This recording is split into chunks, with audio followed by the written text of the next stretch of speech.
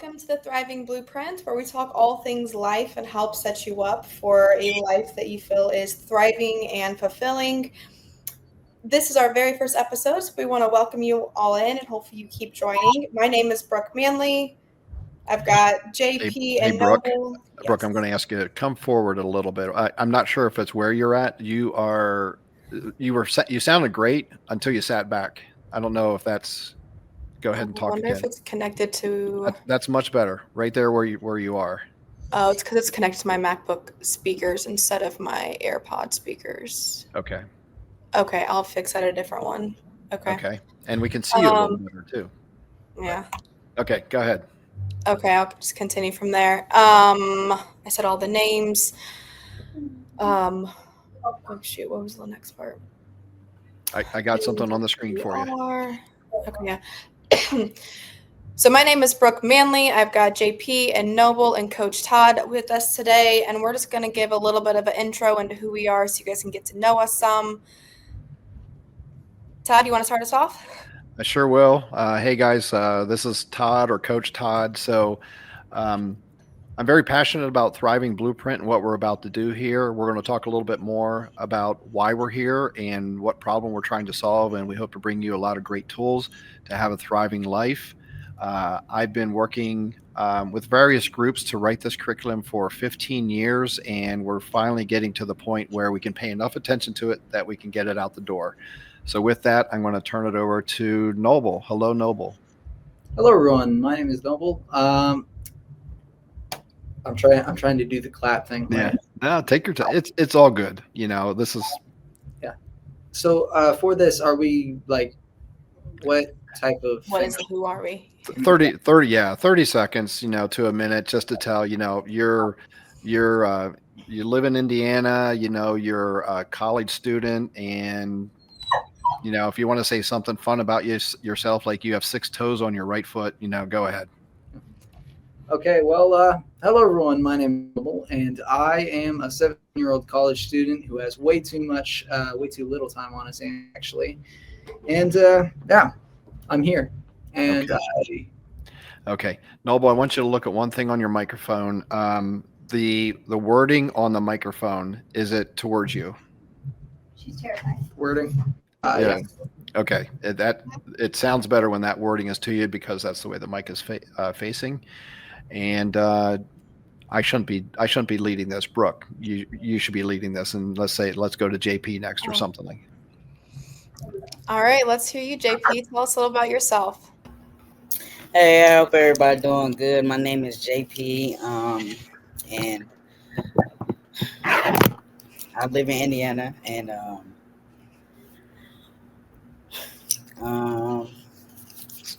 You're a 15-year-old high school student. yeah, I'm a 15-year-old high school student who's trying to get the word out to the community, and yeah. Okay. Good enough, guys. I tell you what, next time we come back, which may be a week from now, I don't even know if we landed on a time, but, write down just something that's like 20 to 30 seconds. Actually, if I don't know if you've ever done this, like timed yourself talking for 20 to 30 seconds. It's actually more words than you think. You might think, oh, I could fill up 20 to 30 seconds easily. I know Noble could, but, not everybody else can do that. And Noble, that's a compliment, by the way. Thank you. The best thing that you need to do, the best thing that you need to know in order to do it is actually just to start, because just like any conversation, if you go in there and you're just like, hey guys. Yeah, it's not easy. You gotta, that's why I'm saying about the banter back and forth, practice in front of a mirror, watch some of these guys. Like, again, I know we're going the broadcast route instead of the podcast route, but it's the same concept. It's just our screens are on. That's the only difference. But the banter and the camaraderie and the friendship and this, in one way, the seriousness of the topic that we're talking about, but also having fun with it. So we're selling it. So, okay. Well, we've introduced the team, and I don't know if I said it, but for next time, if you want to write down 20 to 30 seconds about yourself, like what do you want to talk about, when you introduce yourself, then we'll do this next time. Brooke, if you don't mind, I'm going to take over a little bit here. Go for it. And, again, I've spent a lot of time writing this, and I love the team that we have here. We have a variety of ages and backgrounds, and that's the whole purpose of this, is that we know that, the skills and the things that we're trying to teach people are kind of common across, all platforms. So, it helps to have folks here from different backgrounds. So the problem statement that we're talking about is that and I keep looking over here at my other screen that has the big screen, and I forget to look, I got it right here on camera, so I should be looking at it this way. But, one of the things that I've seen, I'm an older guy now. I've had a lot of experience in life. And our whole goal is to bring you that experience. I mean, think of it as a cheat. You don't have to go through years of hurt and pain and failure. You can learn from us and, hopefully avoid some of the common problems that a lot of adults have. So there's far too many young people and adults experiencing high levels of failure. We see it in a bunch of different areas. And my thought is that, holy cow, in the 2000s, we're now in the 2000s. I was born in the 1960s, and that seems old. But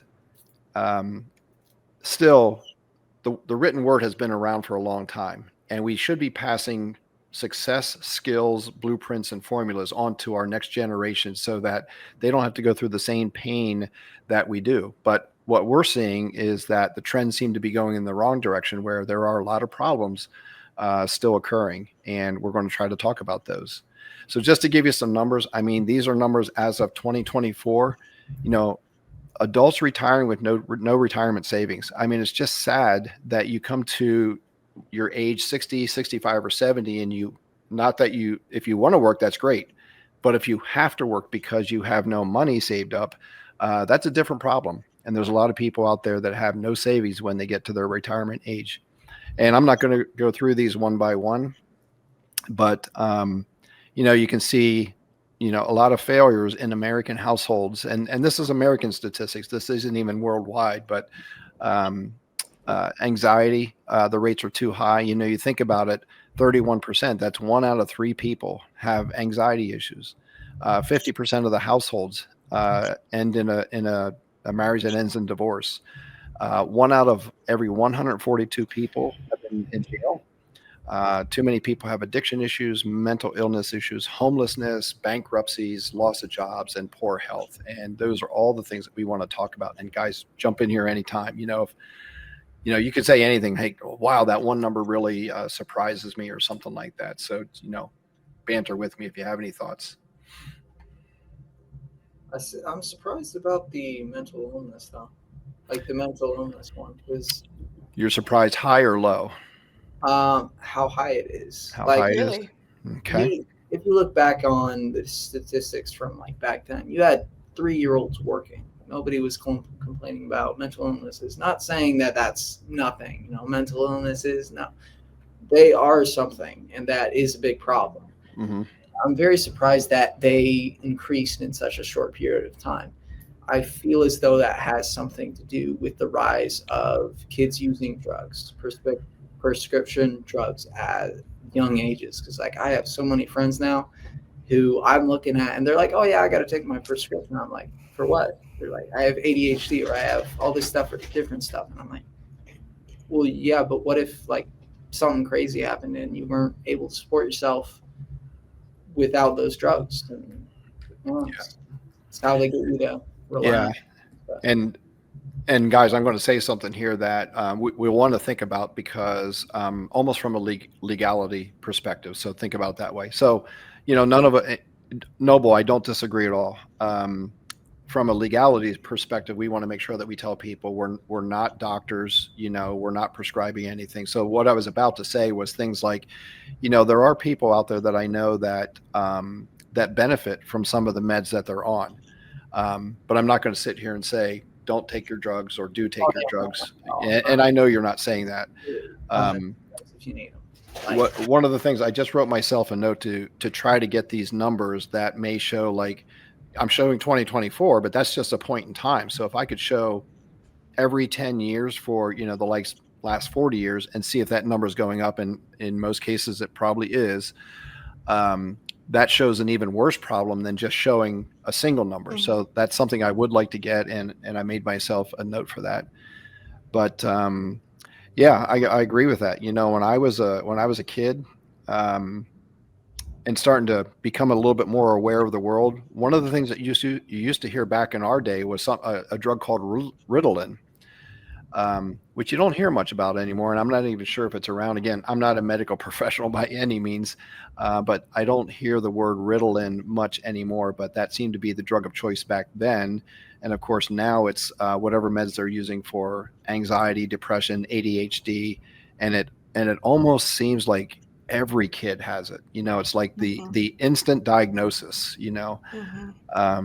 So is it a change in that the health community is getting smarter? Is it the food that we're eating? Is it the environment? Is it the way we're teaching? Is it social media? There's all kinds of theories around what could be causing that. Yeah. Sorry, Noble, were you going to say something?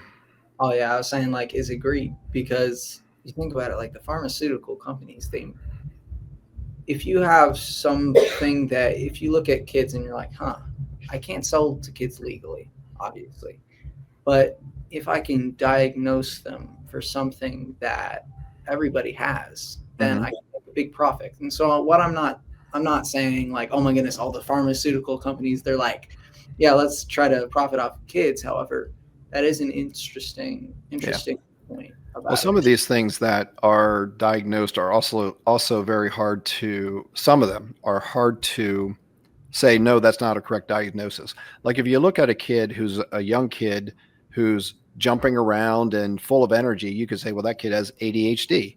No, he doesn't. He's a 3-year-old. He's a kid. Exactly. There was another thing.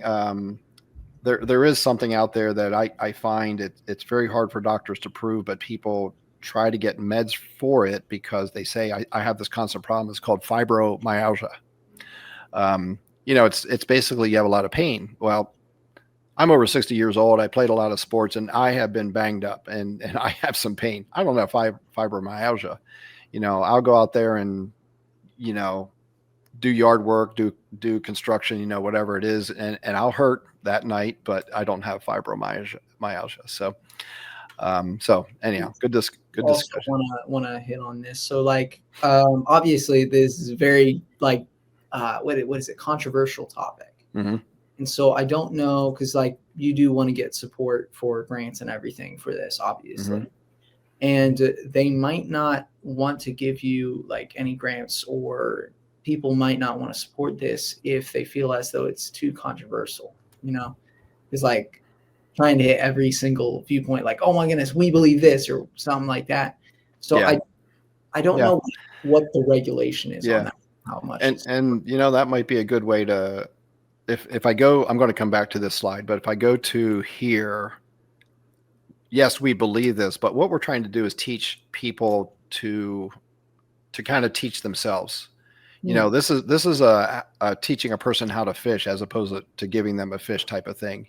So if we teach them financial skills, we're not going to stay with them and tell you shall do this. We're going to teach you techniques of learning. And I don't have this in my curriculum. I sometimes think that I should, but when you listen to all the political, and I'm going to say it, when you listen to all the political bullshit that's out there right now, and all the different channels, like if you go to, I won't say which way I lean politically, but if you go to Fox News and you hear them talk about one topic, it is so far leaning the one way. And if you go to CNN or MSNBC, it's leaning the exact opposite way. So one of the things I would love to have in here somewhere is might be under communications, because you're hearing this communication come to you. How do you discern, the difference between those two? How do you see through the bullshit? So there's a I was going to say a left answer and a right answer, which sounds political. I don't mean it that way. I mean, there's a left-hand answer and there's a right-hand answer, and you hear both sides, but somewhere in the middle, there's the truth. So discerning the truth is a hard thing for people to understand this day, especially with all the social media coming at you. Yeah, and I think that you can't fully convince somebody. You can't look at them and say, oh my goodness, you're wrong, I'm right. here's all the evidence. Not a lot of people will take that because in the Bible it actually speaks about the wise and the fools. The fools, they hate to be told, hey, no, you're wrong. However, the wise, they sit back and they say, okay, thank you for coming here. What am I wrong about? Because they want to kill themselves and they're not afraid of being wrong in that situation. So I think that, not to say that we shouldn't focus on what's true. We should obviously focus on that. However, we should also focus on how do you communicate properly with somebody that doesn't agree with you, with somebody that you absolutely hate, that one boss that you just can't stand. Yep. And that is part of the curriculum under relationships and communications is how do you, we talk a lot about win-win situations, and win-win doesn't necessarily mean that you both benefit. It might be a realization that, you know what, this just isn't a good relationship. I need to walk away. And that is sometimes a win-win for both people, But I talk about some experience we will certainly get into that on a deeper basis. Again, I got to get rolling here. Last also, thing we talked about. So for getting like together the other talks, like, are we gonna? I know that we said that this weekend is out, and that's okay. I don't want to try to the other talks, meaning the other episodes, but at the same time, we all have like lives, the other so conversations that we would have. I think like, we landed. Did we land on next Sunday? Like that. Say we were to. I personally won't know right now. She's making a schedule so I brought late. something like that. I don't even know my schedule next week. So on with that Brooke, when are you going to take over that place? That you're like, I don't want to. Talk about that later. I'm not interested in that. That's why we want to have a little bit of practice before the episode to know. Guys, try to remind me. What did we say next Sunday? I think it was the 12th is what you guys said in the message. Yeah, so that is Sunday, and I'm trying to go back through the messages real quick. I think Noble, we were talking about the 12th, and Noble said he'll hopefully know at the start of the week. So Monday-ish next week, you'll try to let us know. Brooke, you can let us know. We'll be flexible, but, basically come to our house for dinner. If it's nice out like it has been, we'll sit around outside on the patio and drink some beers and smoke some cigars. Oh, sorry, wrong crowd. Sorry. Yeah, wrong crowd. Clearly, always. I'm kidding. We'll have some good food and we'll talk and we'll get to know each other a little bit. And if you guys need rides here, I know Brooke can drive, but not to give rides, but I mean she can probably get here. But JP and Noble, if you guys need help, just let me know. All right. Or JP, if it works out that your Uncle Phil wants to bring you and he comes along, that's fine too. So, JP, when are you going to be 16? April 26th. April 26th. Mine's April 28th. Yeah, I was going to say, I think we have another April baby. Brooke, you are, I think I asked you this before, you're not an Aries. No, Taurus. You're a Taurus. Okay. My daughter is an Aries, but she's the 19th. So she's right on the edge. Oh, the 19th. Oh. Of April. Oh, dang. I was about to say October 19th. Yeah. Hey, Noble has a birthday coming up. Okay. Yeah. October 19th. All right. Good deal. All right, guys. I'm going to end the recording. As always, thanks for being here and thanks for working it. And I'll send some notes out about doing this one more time, especially the intro episode, and we'll go from there. Okay. Perfect.